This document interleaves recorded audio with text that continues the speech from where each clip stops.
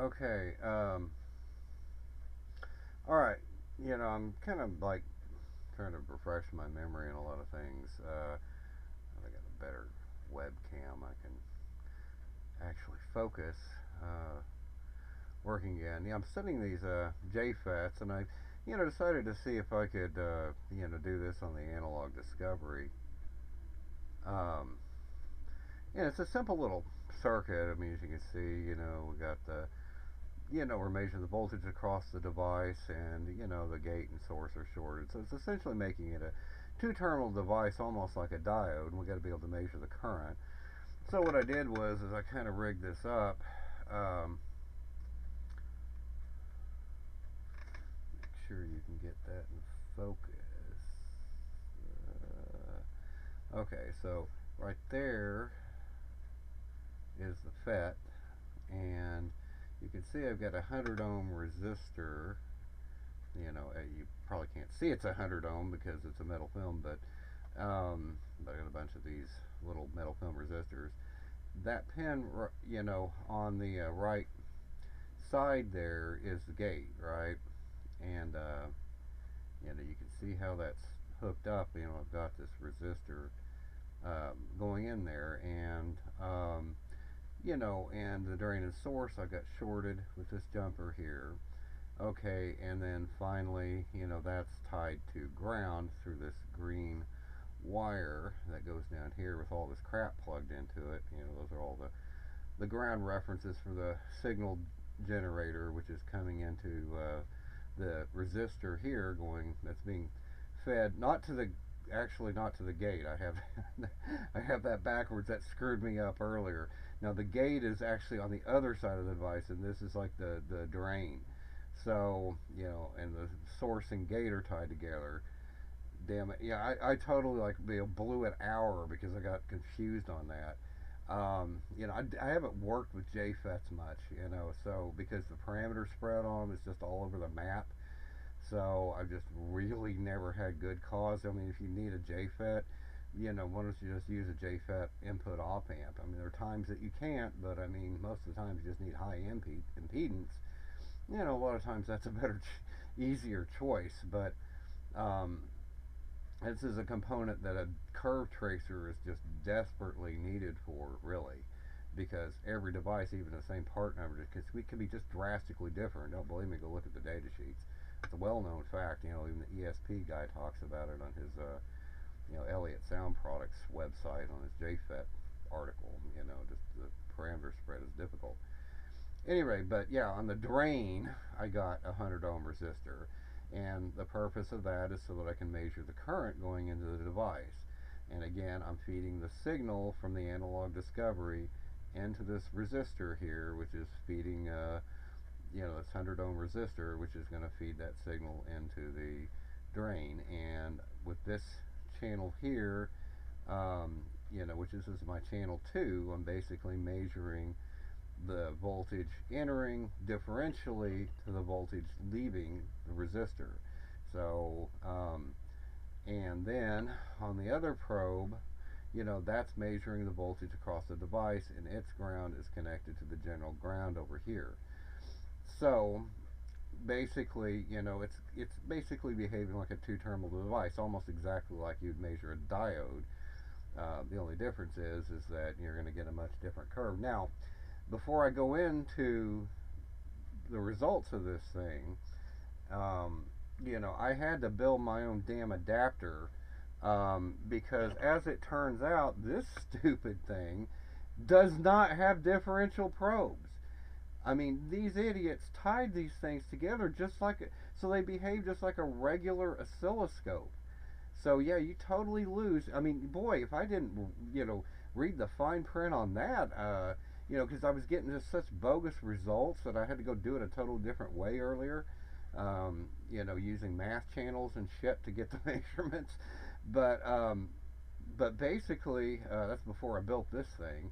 Um, but basically, no, they tied the grounds together on this and tied it to the general ground.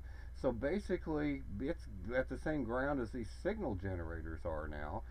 So, yeah, you totally, if you bought one of these, you totally don't have the ability to use differential probes anymore. I mean, it should have put a jumper or something in there to get around that. Now, maybe they had some good reasons because, you might get better signal performance out of this versus if they'd done it a different way. Although, geez, it seems like they could have tried, I just, I don't know. I find that rather remarkable.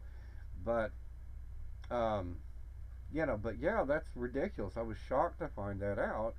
So yeah, I had to build this thing, right here, which is basically just a piece of, Lexan I had lying around that I'd CNC'd from a panel meter out of before, out of a panel. But yeah, I took a couple of, 4 BNC connectors and just basically did this with them. So I have 2 sets of wires coming off of, 1 set of wire per probe, per BNC jack for the scopes, and then the signal generators seem to be on the same ground anyway, so I just ran one ground wire between them. You can kind of sort of see what I did there, and then I just have those lines going over there. The great thing about this is it's more versatile than this damn thing, because they don't even run the wires, the inputs. They don't fully run, like the probes or the wavegens to the output pins. Because I mean, shit, they could have done that and put a jumper on it or something. Especially um, for these outputs, so you could use them for other things. Because I was thinking about building boards that attach to this, so I could always leave it on the analog discovery. You know, but I mean, I can see why they wouldn't have run those pins out. But again, if they put a jumper there, like they put these damn jumpers on it, they didn't have problems with those. They could have still run those pins over there. So if you did want to use them or couple them, a lot of times it might not have mattered as long as you didn't have probes in here. You could use them as some other application and that you make or some bullshit.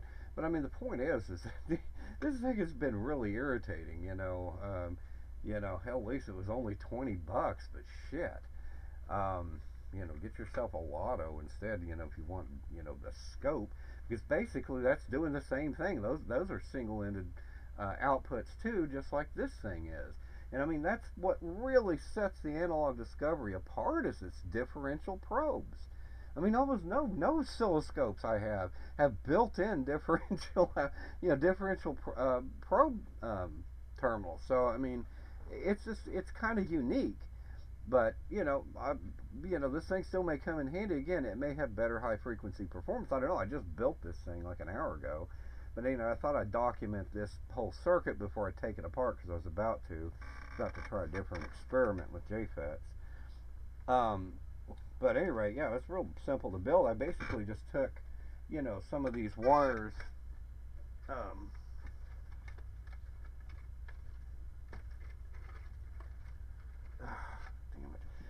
Some of these little jumper wires, and all I did was, take a little screwdriver and, kind of pry the end. Pry the end off. There's a little, catch on it, and if you take a little screwdriver and kind of pry it up, you can just pull these things off. And I just soldered them, directly to the back of these BNC connectors, as you can see. So, I mean, it's quick and dirty, but fuck it, I just, I got better shit to do than dick around with this. I still haven't even figured out what I'm going to do with the analog discovery ultimately. But anyway, to get back on the FET circuit, JFET here, I went into analog discovery, and since they're differential probes, let me get the focus right here. You can see, kind of what I did. Generated a signal, and this is a MFP 102 or MPF 102 JFET. Data sheets. This monitor doesn't show up, on any kind of camera I got. It's generally blue. But yeah, it's this JFET here. I had a bunch of them in my drawer.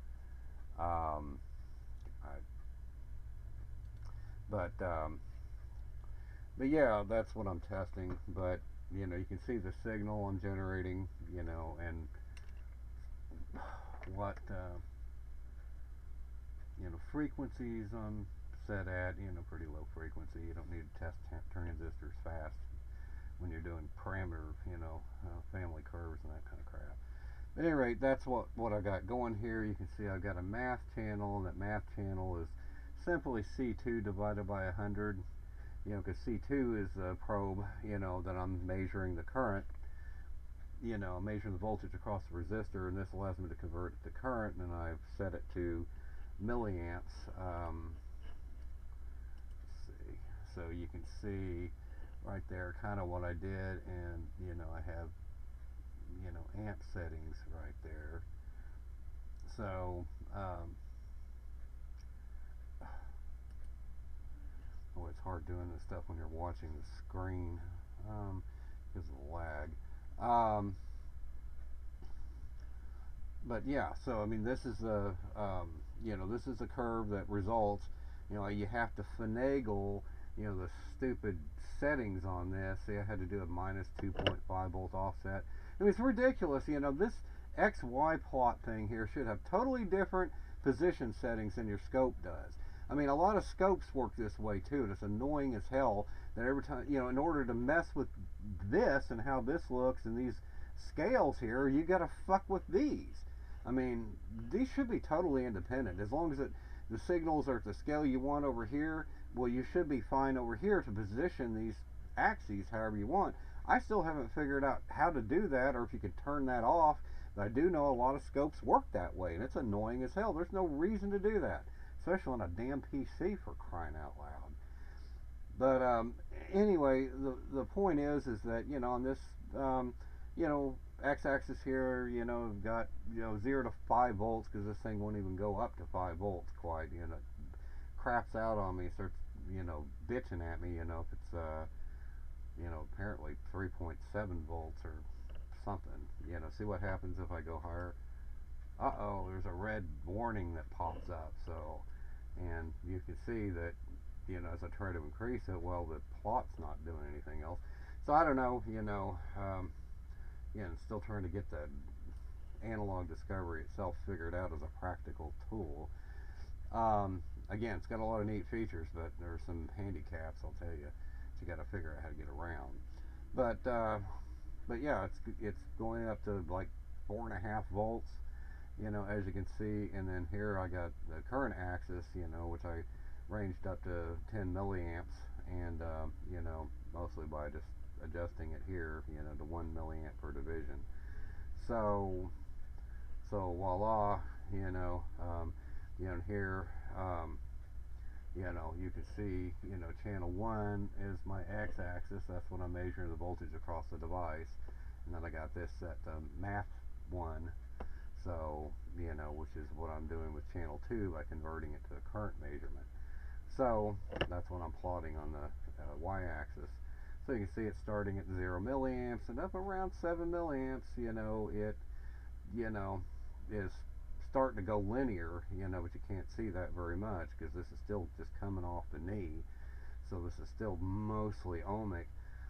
But this IDSS rating is pretty damn close to what this stupid little thing gave me. So at least it was good for that. Even though it can't accurately measure inductors or even large capacitors very good. But did get the pins backwards though, according to the data sheet. Again, a lot of JFETs are symmetrical, and you can interchange the drain and the source, but not all of them actually are. So I still prefer to look at the data sheet. So a lot of them are close to being symmetrical, but if you actually look at the device, as they made it, the die pattern, a lot of them aren't symmetrical. And that may particularly apply to like the high speed ones, the switching ones.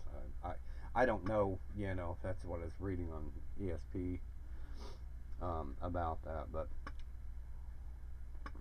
at any rate, yeah, I just wanted to kind of document this thing before I tear this thing apart. So I'm going to go ahead and save this as a new workspace. Let's say.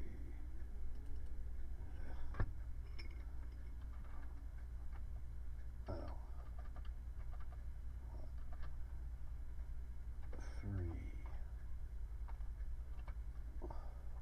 diff. I'll call it diff since I just finished my, because the other two I did without differential probes. Again, I used math channels for. This is producing better results overall. But anyway, that takes care of that. So cheers.